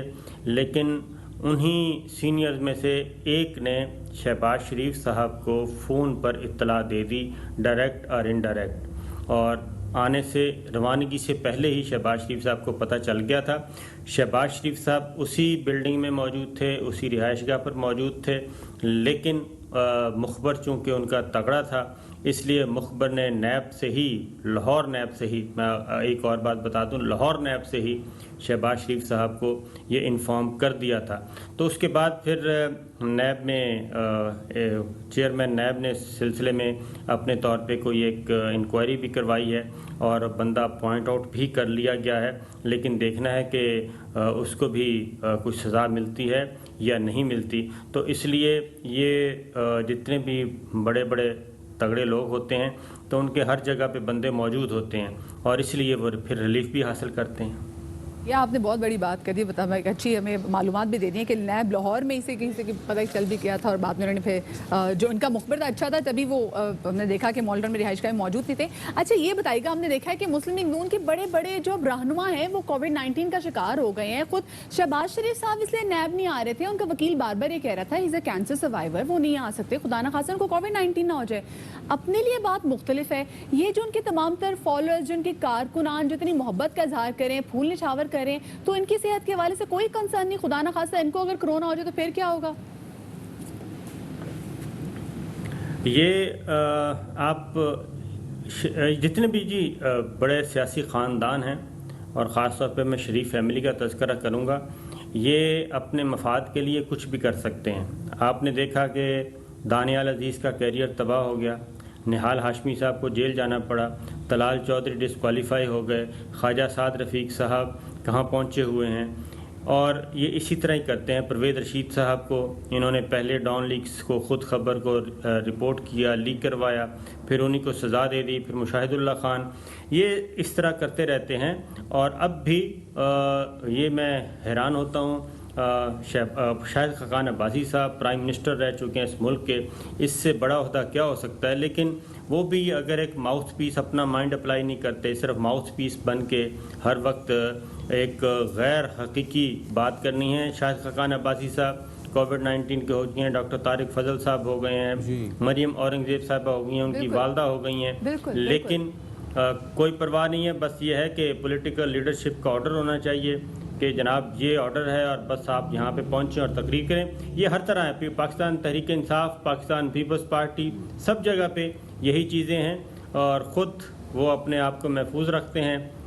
उसमें आपने देखा कि सिंध से सईद गनी साहब को हो गया था, शेख रशीद साहब इस वक्त मुब्तला हैं, तो ये सारी चीज़ें चलती हैं। बिल्कुल, आए दिन आप ऐसे बिल्कुल सही कह रहे हैं, कोविड-19 के जो केसेस हैं वो बढ़ते जा रहे हैं, इसलिए इनको ख्याल रखना चाहिए। बहुत शुक्रिया जी। साबिर शाकिर साहब हमारे सिंगापुर से हमारे साथ मौजूद थे, मारूफ सत्याकार भी हैं, और यहाँ पर हम साथ में ये भी दुआ करना चाहते हैं कि मुस्लिम लीग नून की तर्जुमान मरियम औरंगजेब साहिबा, उनकी वालिदा शाहिद खाकान अब्बासी, पाकिस्तान तहरीक इंसाफ के बहुत सारे जो रहनुमा हैं वो चाहे किसी भी पोलिटिकल पार्टी के रहनुमा हैं और सब तेज़ी से कोविड-19 कॉन्ट्रैक्ट कर रहे हैं। अल्लाह पाक तमाम तर वो लोग बशमूल इनके जो कोविड-19 को ट्रैक कर रहे हैं, इनको शिफाए कुल्लियत। चलिए नेक्स्ट स्टोरी की जाने बढ़ने से पहले मैं एक शेर अर्ज करना चाहता हूँ जी, आपकी इजाज़त से। वजूद इश्क का कोई सिरा मिला नहीं मिला, वजूद इश्क का कोई सिरा मिला नहीं मिला, 1.5 घंटे में लाइन में खड़ा रहा, पेट्रोल मिला नहीं मिला। वाह वाह वाह वाह वाह वाह वाह, कमाल ही हो गया। तो मैं इतनी अच्छी बात मुझे बताएं कि मैं ब्रेक के बाद बताऊं या मैं फिर अभी ही लोगों को बता दूं कि पेट्रोल की सूरत है। अगर आपको पता चल रहा है कि पेट्रोल कहाँ मिल रहा है तो अभी बता दें, क्योंकि लॉकडाउन तो खत्म हो चुका है। मेरे ख्याल से वाकई बड़ा इंपॉर्टेंट है, अभी डिस्कस करना पड़ेगा क्योंकि लॉकडाउन खत्म हो गया है, लोग घरों से बाहर निकल आए हैं, अपने कामों को वापस लौट गए हैं। वो कहते हैं हम समझ में नहीं आ रही जी, ट्रांसपोर्ट भी खोल दी, सब चीज़ों की इजाज़त भी दे दी, लेकिन अब फिर भी दफ्तर तक कैसे पहुंचे, ज़रूरी कामों तक कैसे पहुंचे, क्योंकि क्योंकि पेट्रोल तो बिल्कुल गायब है। अब 10 रोज गुजर गए हैं, पेट्रोल की फरामी जो है मामूल पर आ ही नहीं सकी और बेशतर पेट्रोल पंप्स पर पेट्रोल की फरोख्त बिल्कुल बंद है। और जहां पर पेट्रोल दस्तयाब है तो वहां पर आपको नजर आएंगे गाड़ियों, मोटरसाइकिलों और आवाम की लंबी कतारें। अब शहरी जो हैं वो कह रहे हैं वजीर आज़म से कि खुदा का वास्ता अगर पेट्रोल सस्ता किया है तो पेट्रोल ना मिलने का भी एक्शन ले लें। तो हर कोई ये सवाल उठा रहा है कि पेट्रोल के बहरान ने सर क्यों उठाया। अब ऐसे में तहलका खेज इंकशाफात जो हैं वो सामने आ गए हैं। आलमी मार्केट में पेट्रोल की कीमत कम हुई, वजारत पेट्रोलियम ने इसकी दरामद रोक दी। अप्रैल में तेल की दरामद रोक दी गई है। वजारत पेट्रोलियम का एक खत है कि जो अब सामने आया है। बिल्कुल जी, वजारत पेट्रोलियम के खत से विफाकी काबीना भी ला इल्म रही। एक रिपोर्ट इस हवाले से हमने तैयार की है, आपके साथ शेयर करते हैं। बहरान तो जो होना था वो हो गया है, क्या इसके खिलाफ कुछ एक्शन भी हो रहा है? इस पर आपको ये अपडेट करें कि ओगरा तर्जुमान ने बताया है पेट्रोलियम के मसनूई बहरान पर 6 ऑयल कंपनीज हैं, इनको शो कॉज दिया गया है। इनमें शेल, हेस्को, अटक, गो, पूमा और टोटल शामिल हैं। बिल्कुल, और 3 कंपनीज के खिलाफ सबूत हैं, जबकि 3 के खिलाफ सिटीजन पोर्टल से शिकायत मौसूल हुई हैं। तर्जुमान इमरान गजनवी कहते हैं कि आज कीमतें बढ़ जाएं तो ये कंपनीज किल्लत बिल्कुल खत्म कर दी। बिल्कुल, जून को हमने 6 कंपनीज को शो कॉज इशू किए, क्योंकि हम फोर्स कर चुके थे, तो हमने HDIP को कहा इंस्पेक्शन करो। शो कॉज किस वजह से किया आपने? जी, शॉर्टेज की वजह से। ये आर्टिफिशियल शॉर्टेज थी, ये मैं आपको बता दूं। मुल्क में ये कौन सी कंपनी थी जो आर्टिफिशियल शॉर्टेज कर रही थी? देखें, इसमें शेल शामिल था, शेल था, टोटल था और अटक था। ये 3 कंपनी थी जिनको हमने शॉर्टेज किया। उसके बाद हुआ ये कि हमें जो PM सिटीजन पोर्टल है वो भी उसका फोकल पर्सन भी मैं ही हूँ, तो मेरे पास जो कंप्लेंट्स आ रही थी तो 3 और कंपनीज को हमने उस पर शो कॉज किया, जिसमें गो, हेस्कॉल और पूमा थी। तो 6 की 6 कंपनी को शो कॉज नोटिस हमने इशू किया और इनके जवाब आ गए हैं हमारे पास। कल हियरिंग थी अटक की और हम कानून के तमाम तकाजे मद्देनजर रखते हुए हम इनको एक्शन लेंगे। और ये जो 2 FIR काटी गई है ये ओवर एंड अबव है। 3 कंपनीज तो एविडेंस है, जिनका एविडेंस हमारे पास है, और जो 3 कंपनीज हैं वो हमें कंप्लेंट्स आई थी जो पाकिस्तान के सिटीजन ने की थी, हमने उनकी बेसिस पे किया। क्राइसिस कमेटी बनाई थी मिनिस्ट्री ऑफ एनर्जी ने, इन्होंने रेड किया है और कमाड़ी में, और ये स्टॉक्स होल्ड किए हुए थे। तो ये एक्चुअली इशू ही प्राइस का है। अगर आज प्राइस रिवाइज हो जाए तो ये स्टॉक अवेलेबल हो जाएगा। तो this is kind of putting pressure on the government पे प्रेशर डालने के लिए किया जा रहा है। आज अगर प्राइस बढ़ा दी जाएगी तो यही पेट्रोल पंप्स जो हैं ये कहेंगे हमारे पास पेट्रोल मौजूद है, इनके पास एविडेंस भी मौजूद है। और वही वाली बात कि ज़ख़ीरा अंदोज़ हर जगह पाए जाते हैं, तो यहाँ पे भी आपने देखा किस तरीके से ज़ख़ीरा अंदोज़ी की गई है। छोटी सी ब्रेक की तरफ हम जा रहे हैं, हमारे साथ रहिएगा।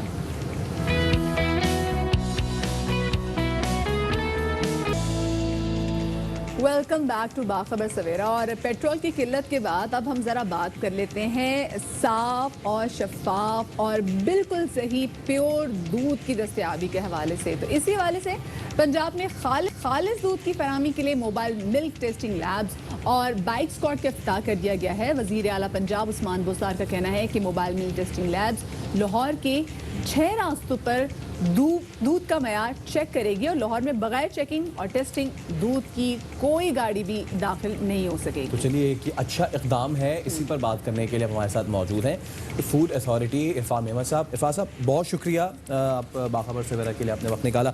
हमें बताइएगा कि ये जो मिल्क टेस्टिंग के लिए मोबाइल लेबॉर्ट्रीज मुतारिफ कराने की जो ज़रूरत पेश क्यों आई है और कितना फीजिबल, कितना वायबल, कितना मुफीद होगा ये? जी बहुत शुक्रिया जी। मैं आपको थोड़ा बैकग्राउंड बताता चलूं कि पंजाब फूड अथॉरिटी एक एक्सटेंसिव कैंपेन कुछ महीनों से चलाई जा रही थी, जिसमें जो रिटेलर्स थे, जो कि दुकानदार दूध बेचते हैं, उनकी चेकिंग की जाती थी। और साथ ही साथ हम वीकली पंजाब के तमाम अज़ला में उनके एंट्री पॉइंट्स पे एक चेक पोस्ट भी लगाते थे, जहां वो गाड़ियां दूध लेके आती हैं उनकी भी चेकिंग की जाती थी। जी जी। तो उसमें एक चीज़ देखी ये गई कि जो शॉप्स मिल्क हमारी सेल करती हैं, particularly in big cities such as Lahore, उसमें दुकानदारों का कहना ये था कि जी हमें जो दूध मिलता है वो हमें मिलावट शुदा ही मिलता है, तो इसमें हमारा तो कसूर ना हुआ। एनीवे वो उस वक्त एक्शन तो लिया जाता था, उन दुकानदारों पे डिस्कार्ड किया जाता था। लेकिन एक नया प्रोग्राम का इनिशिएटिव लिया गया और वो ये है कि लाहौर के तमाम जो मेजर 6 एंट्री पॉइंट्स हैं, उन तमाम 6 एंट्री पॉइंट्स पे ये मिल्क टेस्टिंग लेबॉर्ट्रीज खड़ी रहेंगी राउंड द क्लॉक, एंड जो भी गाड़ी जो दूध लेके लाहौर में एंटर होगी उस दूध को चेक किया जाएगा, और जब तक वो स्टैंडर्ड्स पे पूरा नहीं उतरेगा उसको लाहौर में एंट्री नहीं दी जाएगी। अगर वो दूध स्टैंडर्ड्स पे उतरता नहीं है तो उसको मौके पर ही डिस्कार्ड किया जाएगा। इससे एक बात तो क्लियर हो जाएगी कि जी कोई भी गाड़ी, क्योंकि लाहौर का 90% प्लस दूध जो है बाहर से आता है लाहौर में अपने, तो except this Wagha area and somehow in Barki area, उसके अलावा कहीं भी जो गवाले अवेलेबल नहीं है। ये या तो कसूर से आता है, पाकपतन से आता है, उकाड़े से आता है, सरगोदा, मंडी बाउद्दीन एंड सो फोर्थ। तो ये सारा दूध मोस्टली लाहौर का बाहर से आता है। तो जब ये चेक पोस्ट स्टैब्लिश होगी तो इस चेक पोस्ट पे तमाम गाड़ियां जो कि दूध लेके आ रही होंगी उसको चेक किया जाएगा। तो जब ये एश्योरेंस होगी कि लाहौर में दूध जो है, मोबाइल टेस्टिंग लैब्स रहेंगी उनका काम हो गया। जो हमने साथ में जिस स्क्वाड को जो भर्ती किया जाएगा वो कितनी तादाद में भर्ती किए जाएंगे और उनका एग्जैक्टली काम क्या होगा? आप बाइक स्क्वाड में बाइक स्क्वाड का भी इनिशिएटिव लिया गया है और this has been started as pilot project in Lahore, और इसका बेसिक पर्पस ये है कि वो इलाके जो हमारी टीम्स अभी तक टैप नहीं कर सकी, मिसाल के तौर पे हमारी टीम्स अभी तक गाड़ी में जाती हैं, वैन्स हैं हमारी टीम्स के पास, तो वो इलाके जहां ये वैन्स नहीं जा सकती वो इलाके अभी तक हम टैप नहीं कर सके। सिमिलरली लाहौर के कुछ ऐसे इलाके हैं जहां छोटी छोटी गलियों में छोटी छोटी फूड स्ट्रीट शाम को इस्टेब्लिश हो जाती हैं। कोई बन कबाब बना रहा होता है, कोई बर्गर बना रहा होता है, कोई नान बना रहा होता है, कोई दाल बेच रहा होता है, और मोस्टली बारबेक्यूज जो है वो शाम को निकल आते हैं। तो ये जो बाइक स्क्वाड की इनिशिएटिव लिया गया है, ये बेसिकली ये है कि जो अनटैप्ड एरिया है लाहौर के उनको ये टैप करेंगे इन एवरी रिस्पेक्ट, चाहे वो कंप्लेंट एड्रेसल हो, चाहे वो लाइसेंस हो, चाहे वो हाइजीन चेक करना हो, चाहे वो एडल्ट्रेशन चेक करना हो। ये एवरी एस्पेक्ट से इन लोगों को चेक करेंगे। ये हमारा ये बाइक स्क्वाड जो है इन टूज मूव करेगा। इनिशियली 2 बाइक स्क्वाड इकट्ठी मूव करेंगी। इसमें हमारे 2 फूड सेफ्टी ऑफिसर्स होंगे और 2 उनको ड्राइव कर रहे होंगे। तो ये तमाम इक्विपमेंट भी उनके पास मौजूद होंगे और ये जो अनटैप्ड एरिया है वो चेक करेंगे। इंशाल्लाह उम्मीद है कि इसमें इन्फोर्समेंट में जो पंजाब फूड अथॉरिटी की इन्फोर्समेंट है उसमें बेहतरी आएगी जी। सही, बहुत शुक्रिया जी। बहुत शुक्रिया सर। और ये बहुत ही ऐसा इक़दाम है क्योंकि सिर्फ मिल्क टेस्टिंग नहीं बल्कि दीगर जो खाने पीने की अशियाँ हैं फूड स्ट्रीट लाहौर में वो भी होंगी। तो अब सिचुएशन ये है कि लाहौरियों को मोहब्बत खालिस मिले ना मिले, दूध तो खालिस मिलेगा, ठीक है, और खालिस दूध मिलेगा, क़ुव्वत मदाफ़त बढ़ेगी। ऑब्वियसली कोरोना का क्योंकि इलाज नहीं है तो बेहतर क़ुव्वत मदाफ़त ही है भाई जो आपको इस वायरस से महफूज रख सकती है। कल से हम ये बात कर रहे हैं। बिल्कुल जी। और इसी हवाले से माहिरीन ये कहते हैं कि जितना आप सुपर फूड का इस्तेमाल करेंगे वैसे वैसे ही आपकी जो इम्यूनिटी है वो बूस्ट होती जाएगी। और अगर हम सुपर फूड के हवाले से बात करें तो सुपर फूड में मोरिंगा, बहुत सारे लोग इसकी चाय भी पीते हैं जिसको उर्दू में सुहांजना भी कहते हैं, ये भी शामिल है। इसके फ़वाइद के हवाले से पहले मैं एक थोड़ा सा पैकेज देख लेते हैं। तो आपने इस हवाले से रिपोर्ट देखी और इस हवाले से माहिरीन की राय भी जानेंगे। हमें ज्वाइन करें professor doctor Shahzad Basra. Doctor साहब बहुत शुक्रिया कि आपने हमें बाखबर सवेरा में वक्त दिया। डॉक्टर साहब ये बताइएगा कि किस तरीके से ये सुहांजना के पत्ते जो हैं, ये मोरिंगा जिसकी वजह से हम नॉर्मल डेज में चाय बड़े शौक से पीते हैं, ये हमारी इम्यूनिटी को बूस्ट कर सकता है और समहाउ फिर हम उसको कोरोना के इलाज से भी रिलेट कर सकते हैं।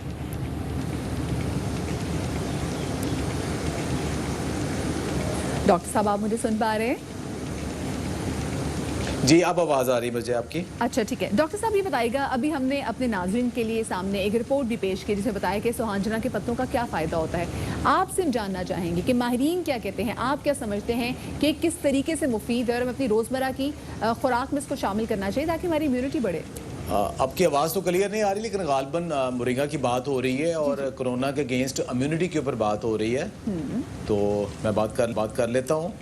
देखें, अभी जो ये एक वबा फैली है उस वबा के बाद पूरी दुनिया में जो एक ही बात आ रही है कि अपना दफ़ाई निज़ाम बेहतर करें। अब वो दफ़ाई निज़ाम कैसे बेहतर करना है, क्योंकि इसकी अभी तक कोई वैक्सीन नहीं है, कोई इलाज नहीं है, तो आप क्या कर सकते हैं? तो उसके लिए अपना इम्यूनिटी बढ़ानी है। तो इम्यूनिटी बढ़ाने के लिए आपको सारे विटामिन्स और मिनरल्स और बहुत से फाइटोएक्टिव कंपाउंड्स आपको चाहिए जो कि आपके जिस्म के अंदर मुदाफ़त बढ़ा सकें। क्योंकि आम तौर पे जो हमारी खुराक है उसके अंदर बहुत ज़्यादा, जिसे हम कहते हैं ना, मतवाज़न खुराक नहीं होती, क्योंकि ना तो हमें खालिस दूध अवेलेबल है, ना गोश्त इतना अच्छा अवेलेबल है, और सब्ज़ियाँ भी स्प्रे वाली या कुछ ऐसे हालात होते हैं कि किचन गार्डनिंग हम नहीं कर पाते। तो एक दूसरा खाने पीने की आदत भी अच्छी नहीं है। तो इस ज़िमन में फिर जो सुपर फूड्स हैं वो एक बड़ी ब्लेसिंग है कि सुपर फूड्स ऐसे हैं कि जिसके अंदर अल्लाह ताला ने उनको न्यूट्रिएंट डेंस बना दिया है कि जितने एक इंसान को सारे न्यूट्रिएंट्स चाहिए, विटामिन चाहिए, वो उन खुराक में ज़्यादा होते हैं, उनको सुपर फूड कहते हैं। उनके अंदर मोरिंगा भी है और खुशकिस्मती से ये पाकिस्तान का पौधा है, पाकिस्तान में आम पाया जाता है। कभी सदियों से इसका सिर्फ इसको आम लोकल ज़ुबान में हम सुहांजना कहते हैं, उसकी जड़ों का सिर्फ अचार खाया जाता था या जनूबी पंजाब में सिर्फ उसके फूल पका के खाए जाते थे, लेकिन वो इतने मौसर नहीं है जो अब उसके पत्ते, जैसे ये एक चाय मेरे पास मौजूद है, तो इस तरह चाय में या उसको आप ऐसा पत्ते खाने में या उसको मल्टीग्रेन आटा का एक कंसेप्ट है उसके अंदर शामिल करके खाएंगे, साथ इसके किनवा और चिया भी है, तो आपका मुदाफ़त बढ़ जाएगी। बिल्कुल, लोग काफ़ी ज़्यादा पसंद करते हैं किनोआ और जो चिया सीड्स के। अच्छा, ये मुझे बताएगा आप, क्योंकि हमने सुहांजना के पत्तों की बात कर दी, तो डॉक्टर साहब सबसे ज़रा मुझे खौफ ये लाहक हो गया कि कहीं अभी मार्केट से ये शॉर्ट ना हो जाए या फिर ये सोने के भाव ना बिकने लग जाए। हम अपनी खुराक में इसको हिस्सा कैसे बना सकते हैं कि हर खाने के बाद हम इसकी अगर ग्रीन टी बना के पिए तो क्या वो हमारे लिए मौसर है?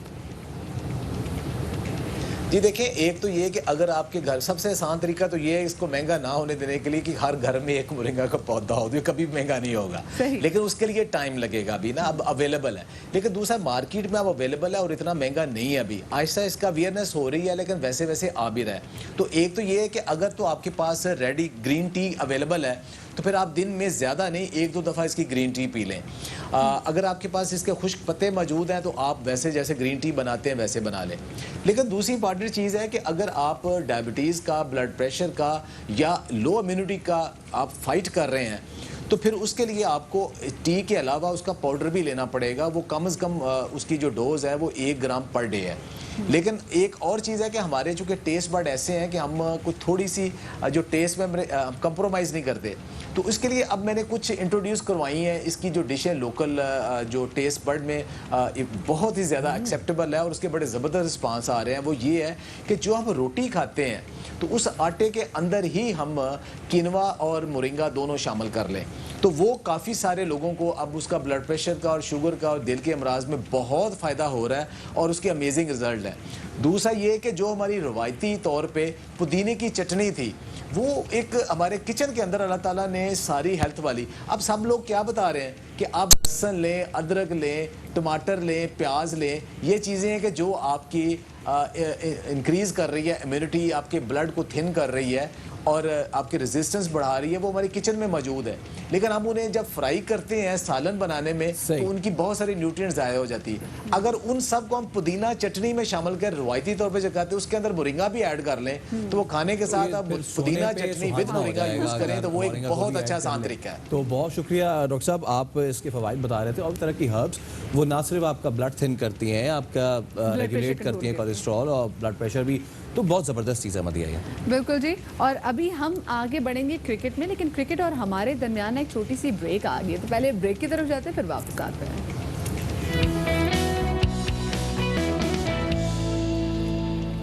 Welcome back. इससे पहले कि हम ये डिस्कस करें कि कौन सा स्टार प्लेयर है कि जो पाकिस्तान टीम का बैटिंग कोच है, कुछ आम डेवलपमेंट आ रही है। जीडीए ने पीपल्स पार्टी की मल्टी पार्टीज कॉन्फ्रेंस में शिरकत ना करने का फैसला किया है। पीपल्स पार्टी की एमपीसी कल वज़ीर आला हाउस में होनी है। अब ऐसे में जीडीए ने, ग्रैंड डेमोक्रेटिक अलायंस ने फैसला किया है कि वो इस मल्टी पार्टीज कॉन्फ्रेंस में शिरकत नहीं करेगी।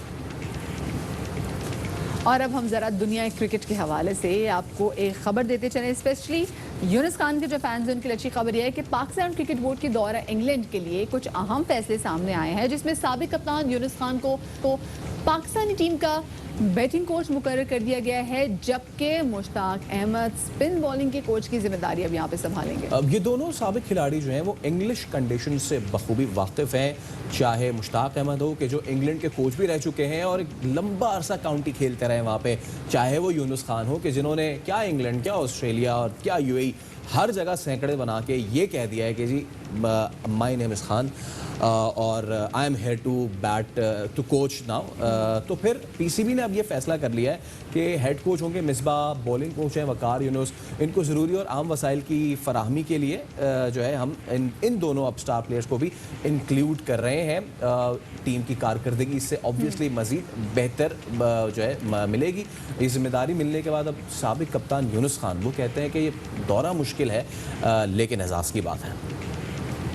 ख्वाहिश थी कि अपना एक्सपीरियंस अपने यंगस्टर में अपने मुल्क को पे बैक की शक्ल में कैसे मैं दूंगा, और ये मुझे बड़ा अच्छा मौका मिल रहा है कि एक बहुत बड़ी सीरीज़ पाकिस्तान खेलने जा रही है और बड़ी उम्मीदें हैं। हमारे पास बड़े यंगस्टर बैट्समैन हैं, बड़े यंग प्लेयर हैं, लेकिन काफ़ी अर्से से ये खेल रहे हैं और इससे पहले एक इंग्लैंड की एक सीरीज़ भी खेल चुके हैं। तो आई होप कि हम लोग अच्छा परफॉर्म करें, एज ए टीम अच्छा परफॉर्म करेंगे।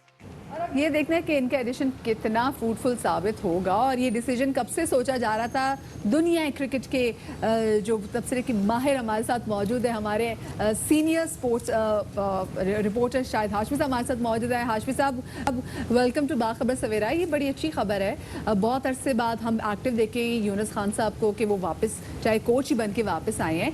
ये फैसला अभी लिया गया है या काफ़ी अरसे से पाइपलाइन में था आइडा? देखिए, सोच में तो शामिल था पाकिस्तान क्रिकेट बोर्ड की, और पाकिस्तान क्रिकेट बोर्ड चाह रहा है कि इस दौरे में जो 3 टेस्ट हैं पाकिस्तान वहां से सीरीज जीत कर आए, इसलिए कि वर्ल्ड टेस्ट चैंपियनशिप का भी हिस्सा है और फिर बैनुल-अक़वामी क्रिकेट रिवाइव भी हो रही है कोरोना वायरस के बाद, तो बड़ी इंपॉर्टेंट सीरीज है। इसलिए कुछ अरसे से पाकिस्तान क्रिकेट बोर्ड सोच रहा था। कुछ दोनों तरफ से राब्ते का कभी फुकदान हो जाता था, थोड़ा सा कुछ शराइत मंजूर नहीं हो पाती थी। 2018 में भी कोशिश की गई कि यूनुस को अंडर 19 टीम का कोच बनाया जाए, लेकिन दोनों तरफ से कुछ न कुछ प्रॉब्लम्स जारी रही। थोड़ा सा यूनुस बहुत सच्चे आदमी है और केपी से भी ताल्लुक है, तो थोड़ा सा जल्दी नाराज हो जाते हैं, लेकिन सच्चे आदमी है तो सच्चा आदमी जरा सी बात होती है तो नाराज हो जाता है। तो वो नाराज होकर अंडर 19 की उन्होंने कोचिंग नहीं ली थी। अब ये उन्होंने बहुत बड़ा फैसला किया, पाकिस्तान क्रिकेट बोर्ड ने भी, यूनुस खान ने भी। दोनों की तारीफ करनी चाहिए कि एक मुश्किल मौके पर पाकिस्तान टीम के काम आएंगे यूनुस खान, और यूनुस का जितना तजर्बा है, यूनुस की जितनी सोच और समझ है, वो यकीनन पाकिस्तान टीम के काम आएगी। तो अच्छा फैसला है, इसको सबको सराहना चाहिए। और बहुत से लोगों ने आपने ट्विटर पे, सोशल मीडिया पे देखा होगा, बेहद तारीफ की है इस फैसले की, और यूनुस को मुबारकबाद भी दी है, ऐसे जैसे कि वो अपना पहला टेस्ट खेलने जा रहे हैं। एब्सोल्युटली। अच्छा शाहिद भाई, 2 सवाल है। एक तो ये कि आपको अच्छी तरह याद है कि जब इंडिया ने अपनी प्लेयर्स की कैपेसिटी बिल्डिंग करनी थी जूनियर लेवल पे, उन्होंने अपने सबसे सॉलिड बैट्समैन राहुल द्रविड़ को वो जिम्मेदारी सौंपी, और अब जो उनके यंग गन्स आ रहे हैं, लाइक मुझे एज अ क्रिकेट फैन कहते हुए भी बुरा लग रहा है, but they are more superior now. जैसे कि आपने कहा कि अंडर 19 के मामला नहीं बने थे, क्या आप अभी भी समझते हैं कि यूनुस खान को सीनियर टीम के साथ ही जाना चाहिए था, या फिर उन्हें जूनियर लेवल पर जाकर कैपेसिटी बिल्डिंग करनी चाहिए थी? किस रोल में वो सबसे ज़्यादा फिट इन होते हैं? देखिए, पीसीबी ने तो बहुत कोशिश की थी, लेकिन कोची से कुछ मामलात, कुछ माली उमूर तय नहीं हो पाए थे। मैं अभी भी समझता हूं कि पाकिस्तान की जूनियर टीमों को यूनुस खान, इंजमामुल हक, मोहम्मद यूसुफ जैसे सॉलिड बैट्समैन की जरूरत है, इसलिए कि आप उस लेवल पे अगर बैटिंग अच्छी कर लेंगे तो हमारे पास बॉलर तो कहीं ना कहीं से निकल आते हैं। कोई तुरखम से निकल आता है, कोई विहाड़ी से निकल आता है, कोई गगू मंडी से निकल आता है। हमारे यहाँ फास्ट बॉलिंग का एक जखीरा है, और भारत और जितने दूसरे मुल्क हैं वो भी हैरान होते हैं कि यार आपके पास एकदम से फास्ट बॉलर्स कहाँ से आ जाते हैं। नहीं थे तो एकदम से शाहीन शाह अफरीदी आ गए, 2 साल में वो दुनिया में छा गए, तीनों फॉर्मेट खेल रहे हैं। नसीम शाह कहीं से निकल के आ गए, 15-16 साल का लड़का। तो हमें अभी भी जूनियर लेवल पे बहुत बड़े बैट्समैन की, स्टार बैट्समैन की, जावेद मियांदाद आते तो बहुत ही अच्छा था, इंजमामुल हक आ जाए अच्छा है। अभी से अच्छी ट्रेनिंग करेंगे तो यहाँ पर वक्त हो गया है आपसे इजाजत देने का। इंशाल्लाह आपसे कल मुलाकात होगी। शादरी आबादरी, अल्लाह हाफिज।